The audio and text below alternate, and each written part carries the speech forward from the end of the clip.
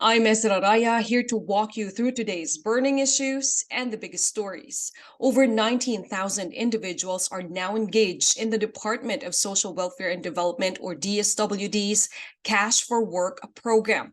Oriental Mindoro and Antique are the current beneficiaries of the program. Recently, authorities have found the location of the sunken tanker empty Princess Empress, which caused the oil spill off the coast of Oriental Mindoro, affecting thousands and threatening marine biodiversity. With the help of Japan's ROV, or remotely operated vehicle, authorities were able to pinpoint the exact location of the tanker.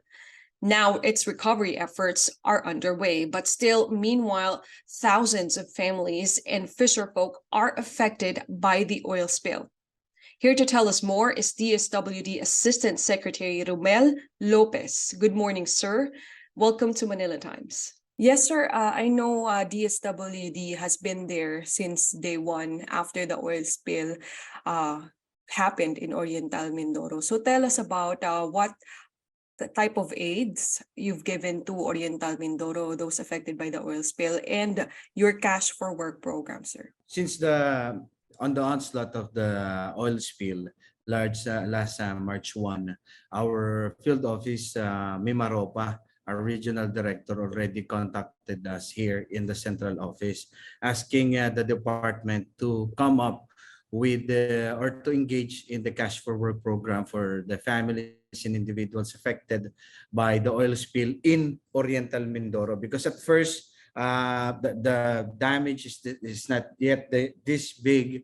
That's why our target before is only Oriental Mindoro. But as the day progressed, we've seen the effects in Kaluya in Antique, some part of Palawan like Agutaya, and then eventually, right now, the DSWD Central Office is also coordinating with the Batangas province because we've seen effects of the oil spill in some towns of Batangas, especially Mabini, Bawan, Lubo, San Luis, San Pascual, and Tingloy, and also Verde Island Passage is now being threatened by this oil spill. That's why, aside from helping our kababayans in Oriental Mindoro, Antique, and then in Palawan, we are also shifting our gear in helping our kababayan or the residents who are affected by this oil spill in the neighboring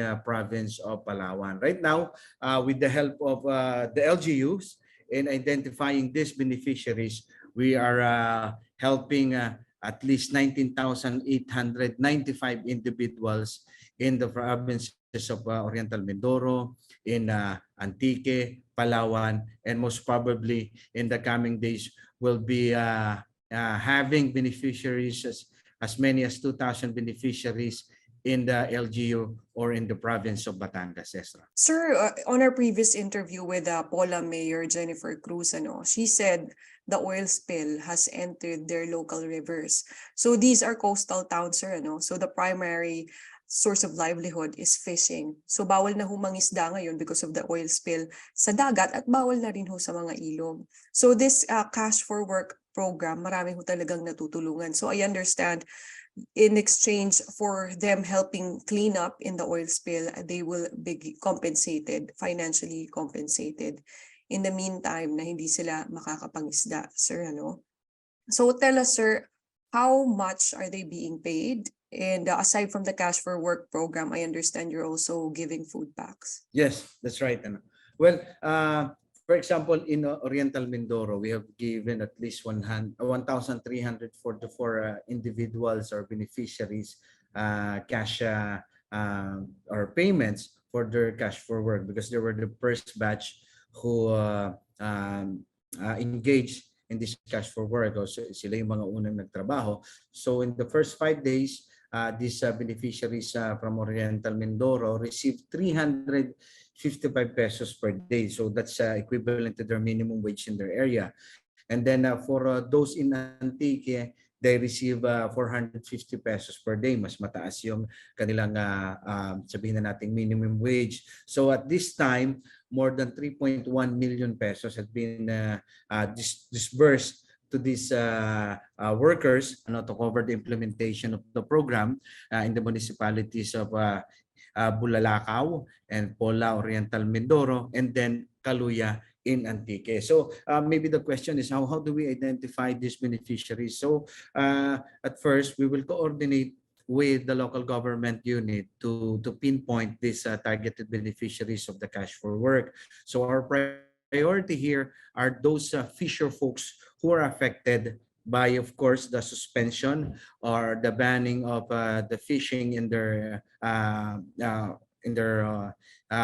karagatan, ano? But then after that, we also prioritize those puris of the poor or our four-piece beneficiaries, and we also prioritize the poorest of the poor in those areas that are not included in our four-piece program. So these are the priorities, and these are the targets of our program. So yeah, just like what you mentioned, they will be engaged in our coastal cleanup, but then we also match their skills when it comes to cash for work. So if they have like background in carpentry or manufacturing, we engage them in building those makeshift oil spill boom. So we also take into consideration their health condition. For example, they're immunocompromised. We don't want them to be exposed with the petroleum product or in the coastal cleanup. So most probably we will ask them to join in creating or making those improvised oil spill boom. And aside from that, we can also just ask them to help their community, the cleanup drive in their community, not specifically in their shoreline, and we can also hire them in moving or in transporting our family food packs that we are prepositioning in the area and we are distributing in the affected areas. Sir, we've heard of reports that hundreds of these individuals, some of these individuals who engage in the Cash for Work program have not yet been paid. Yes, of course, we're doing this batch by batch, but then it depends on how ready the LGU to implement the cash for work. So we can just imagine we're the implementing agency here, but supposedly we're asking the help of the LGU with the cash for work or their work task. Okay, that's why as I mentioned a while ago, there are more than 1,000 plus individuals who have already worked under this cash for work program. We will definitely pay them, but for some of those LGUs who have not been engaged or who haven't started yet their cash for work, of course, we cannot pay them at this point in time. But then rest assured that we have standby funds for this, and we're also expanding this program as the scope of the damages or the affected area also widens. Sir, one of the wishes of Paula Mayor Jennifer Cruz is for a sustainable livelihood, because as we know, after the oil spill, fishing will be banned, not just for this month, but in the coming months, to be safe, to make sure that the fish that they catch is safe to eat. Ano? So do you have any plans for sustainable livelihood in the area? Yes, well, the DSWD is also in task of the Sustainable Livelihood Program. This is the way of the department to empower our kababayan. So regardless of this oil spill or any other situation within the archipelago, we are tasked to empower our citizens, okay, with the livelihood program. So with the Sustainable Livelihood Program also, we are tasked to help them first find a job. We can give them subsidy as they look for alternative way of living or alternative livelihood. And then the other one, we can engage them into businesses. Okay, we can help them come up with a business proposal then we can give them startup. So, but this program of the DSWD, the Sustainable Livelihood Program, is not yet included with our assistance that we're giving to these oil spill affected individuals or families in Mimaropa, and then some part of Region 6, and here in Calabarzon, particularly in Batangas. But right now, the DSWD is also looking, okay, for the possibility of also helping them, okay, avail the Sustainable Livelihood Program of the DSWD. And yeah, the mayor of Pola is very right, because right now the DSWD with other government agency are talking to come up, or to navigate, okay, a much more sustainable and should we say expanded assistance for our kababayans who are affected of this oil spill, because we're not seeing that in a day's time or a weeks or maybe a month, that within a snap will be back to normal. She's right.